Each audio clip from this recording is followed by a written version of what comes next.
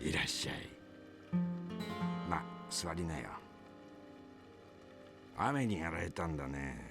この近くにいてよかった。いや俺は2階で眠りこけてたからさ、気がつかなかったんだけど。いやいいんだよ。勝手に入ってきてくれてよかった。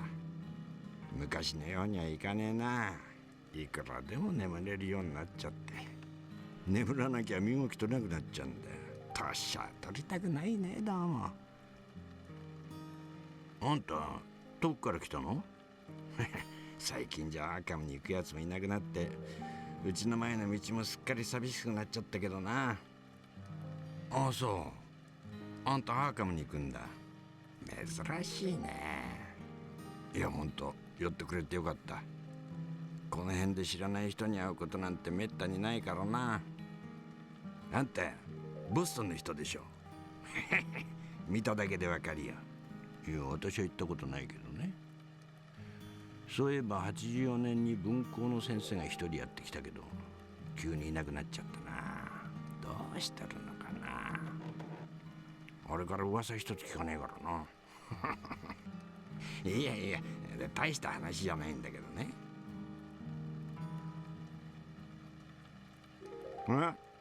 気になる？アフリカの本だね。68年にエベネーザーホールとタイからもらったんだ。あの人も戦死しちゃったけどな。エベネーザー知ってる？セーラムで何年間か商売してたんだよね。世界中の港町でいろんな珍しいものを手に入れてさ、その本はロンドンで見つけたんじゃないかな。丘の上の家まで馬を売りに行ったことがあるんだ。その時に初めて見せてもらったんだけど、いや挿絵がよくってね。よいしょと。変な本でしょ。あんまりいいからさ、馬と交換してもらっちゃった。でも何しろラテン語だからね。私にはちんぷんかんぷんだ。牧師のクラークさんによく読んでもらったっけな。ずいぶん前に溺れ死んじゃったけどね。あんたもラテン語読めるの？そう。絵が人間に考え込ませるなんて変だよな。ちょっと貸してごらん。ほらこの絵なんかな、これ猿なのかね。猿と人間が混ざってるように見えるよね。しかもこれこんな生き物見たことも聞いたこともないっしょ。でもさ、こっちのよもっとすごいよ。どう？こんなの見たことないでしょ。私はこの絵を見たときエイブ・ホルトに言ってやったね。あんたこれ見て興奮してるんだろうって、血が騒いでしょうがないんだろうってさ。聖書にも人が死ぬ場面はたくさんあるでしょ。そういうのを読むたんびにいろんな想像してみたんだけどさ、あんまりくっきりと思い浮かべることはできなかったね。でもここにははっきり書いてあるじゃない。いやそれは罪深い絵だとは思うよ。でもさ、そもそも私たちはみんな罪を背負って生きてるんでしょ。教会に言わせればさ、この切り刻まれてる人間を見てると、私はなんだかこうムズムズしてくるんだよね。だからやめられなくていつもこう眺めてるんだ。肉屋の親父が足を切り落としてるのがわかるかな。頭が台の上に乗っかってて、腕が一本ここに転がってるし、もう一本の腕は肉の塊で向こう側にあるでしょ。さっきも言ったけどさ、絵が人間に考え込ませるなんて変な感じでしょ。ほんと私がこの絵に夢中なのがわかる？エブちゃんにもらってから毎日この絵を見てるんだよ。ちょっと面白い実験してみたんだ。驚いちゃいけないよ。羊を殺しただけなんだからさ。この絵を見て市場に出す羊をちょっと殺してみたくなったんだ。羊を殺すのは楽しかったね。でもかえって変な欲求不満がたまるんだよな。所詮は代わりのもんだからね。変な気分だったね。この絵のせいでさ、絶対に手に入らないもんが食べたくてたまんなくなっちゃうんだからさ。神様を呪ったね。あれ、さっきからずっと黙ってるね。でも心配しなくていいって。あんたの想像してることなんかやってないから。もし本当に食べたらどんな感じなのかなって想像してただけだって。肉は血と体を作って新しい命を与えてくれるって言うからさ、私の寿命もだいぶ伸びるんじゃないかなと思うけどな。うん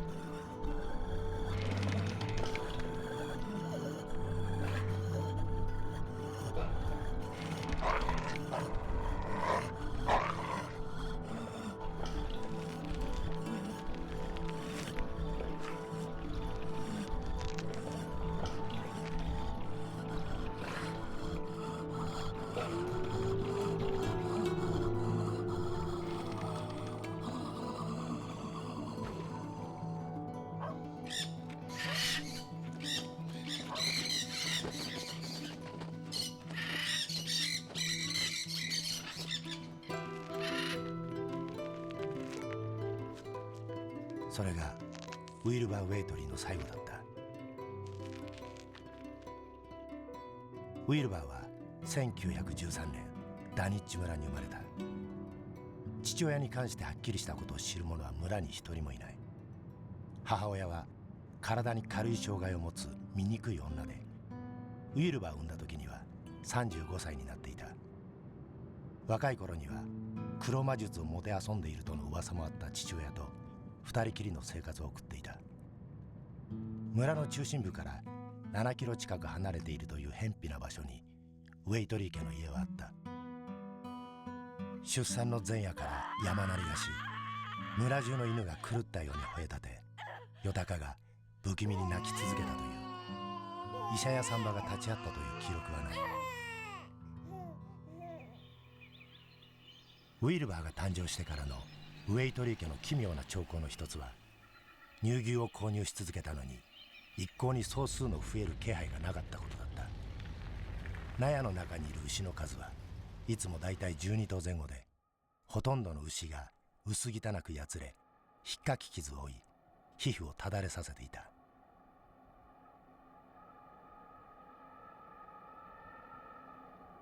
そうした傷や皮膚のただれは、ウェイトリー老人と母親のラビニアの首筋にも見受けられたらしい。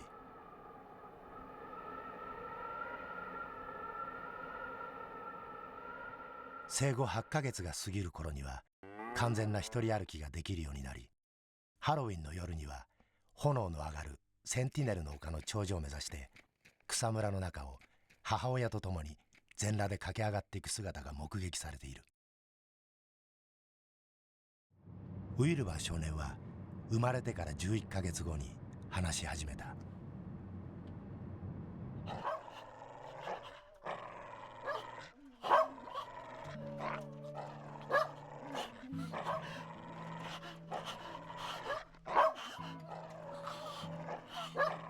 だが異常な速度で成長し、奇妙な言動の目立つウィルバーよりも村人の関心と恐怖はウェイトリー家の中で一体何が進行中なのかという一点に絞られていた。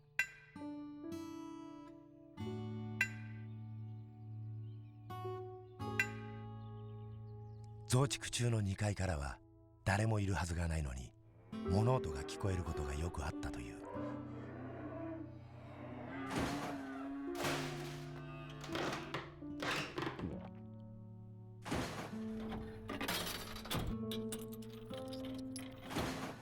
ウェイトリー老人は1924年の収穫祭の夜に死んだ。臨終を見とることになったホートン医師によると、老人の呼吸に合わせるようにしてよだかがうるさいくらいに泣いていたという。息を引き取る直前、老人の意識は突然戻り、ほとんど縵盲状態のまま孫に声をかけたという。家をもっと大きくしろ、与える食べ物に気をつけろというような内容だったとホートン医師は後に証言している。門を開ける前に外に飛び出させてはいけない、あいつを操ることのできるのは彼らだけだという謎めいた言葉も伝わっている。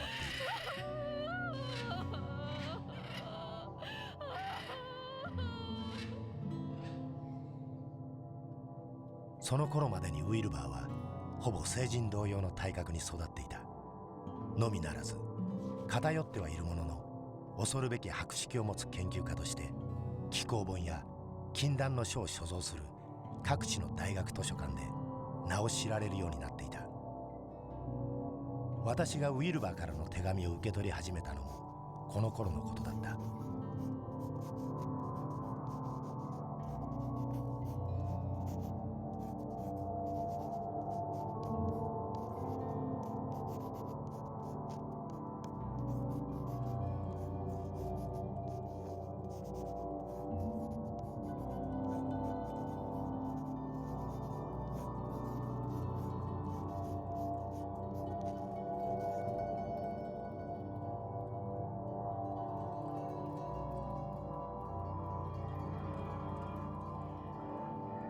だがその頃ダニッチ村では若者の失踪事件が頻発し、疑いをかけられたウィルバーはますます孤立を深めていった。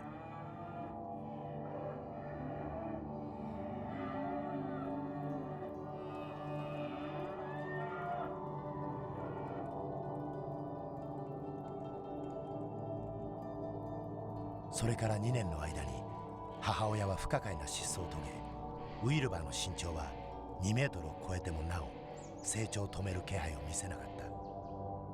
1927年の冬、ウィルバーはとうとうミスカトニック大学附属図書館に姿を現した。それまでにハーバード大学のワイドな図書館、パリの国立図書館、大英博物館、ブエノスアイレス大学との間で文通を交わしていたものの、蔵書の借り出しは認められず、とうとうダニッチ村から最も近い距離にある我が図書館に足を運ばざるを得なくなったのだった。それはネクロノミコンという呪われた書物だった。紀元700年頃にアブドゥル・アルハザードが表したものの、17世紀に入ってからオラウス・ウォルミウスがラテン語に訳し出版したとされている。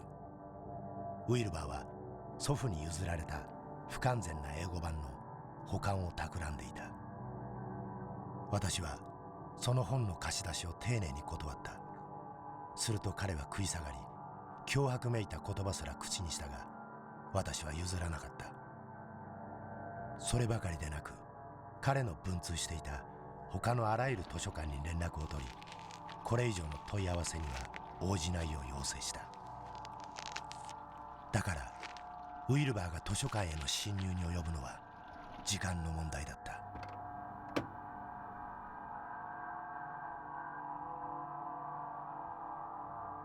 ダニッチ村の恐怖が始まったのはウィルバーの死から1月ほどが過ぎた頃のことだった。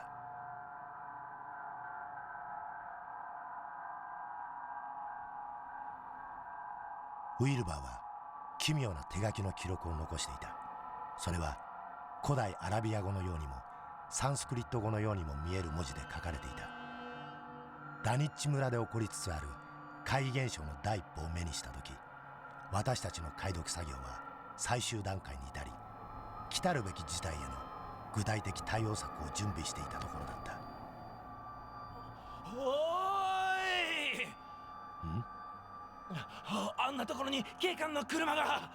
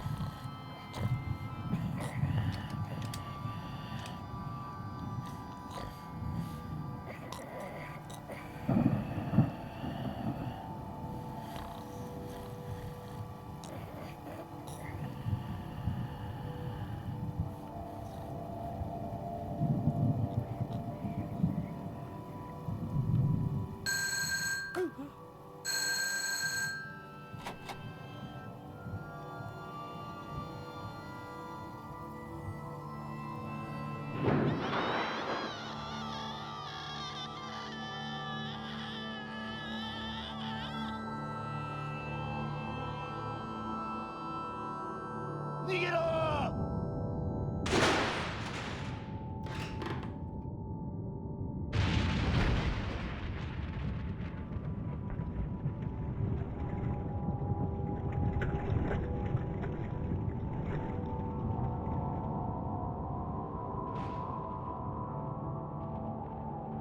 私たちは後を追います。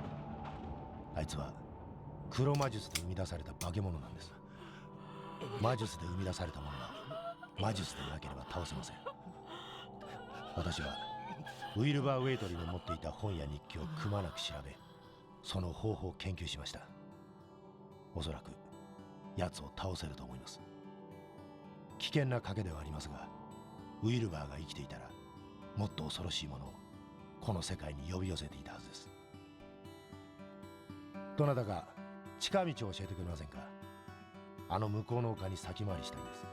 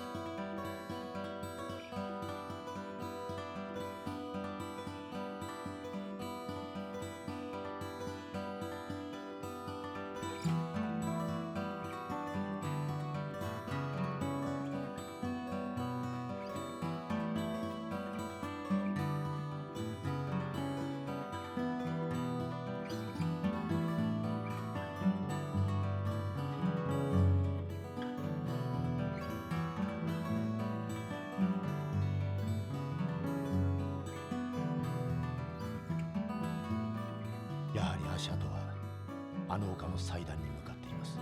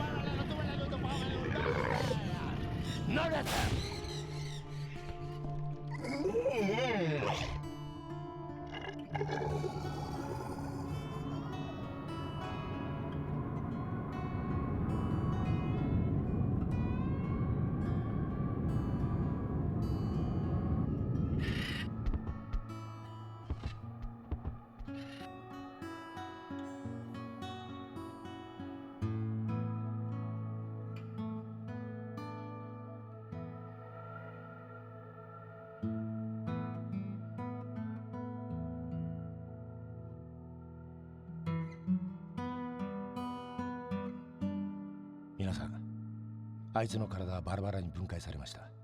もう二度と元に戻ることはありません。私はウィルバーの日記を焼却します。皆さんはあそこにある祭壇を爆破してください。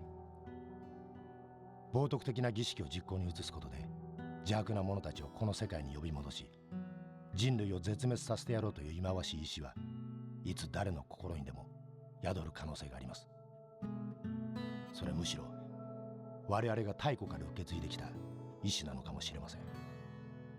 今回はギリギリで間に合いましたが、次の保証はありません。あいつはウィルバーの双子の兄弟でした。ただウィルバーよりもはるかに父親になったんです。しかし私たちからもさほど遠くない存在だったのかもしれません。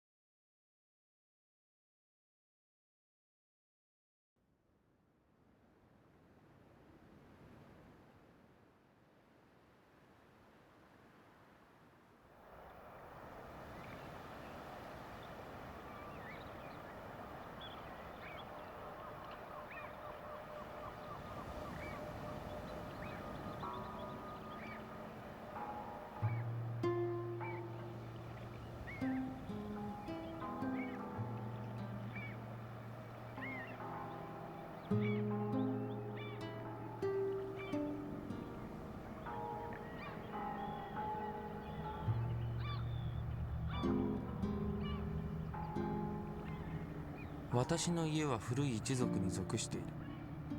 300年前、最初の植民者たちがこの大陸に足を踏み下ろした時にもすでに長い歴史を持っていた。